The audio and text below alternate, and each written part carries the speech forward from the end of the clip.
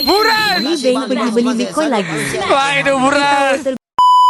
Semalam guys, saya masuk dalam live Solos and saya saja je nak try bagi gift sebab saya nampak ada pop-up dekat dalam Solos punya screen. Bila saya try masuk kan, saya masuk 50 and saya tengok payment method yang ada dekat situ literally boleh bayar and boleh bagi Bitcoin guys. And cara dia very seamless and smooth gila daripada FPX ataupun you guys pakai My Bank to You. Dalam app saya memang ada Binance, jadi saya tekan pay with Binance, terus dia beralih ke dalam Binance saya and saya hanya perlu tekan approve and verify that transaction. Automatic that Bitcoin terus pergi ke Solos. Relax bro.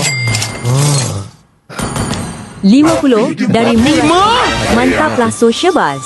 Boleh direct bagi Bitcoin. Crypto is real. Baik tu Buran. Boleh. BTC boleh. Nak tekan satu. Rasa ada orang try USDT pun boleh juga. Thank you Muraz Hati pilih hati jangan sampai. Baik tu Muraz.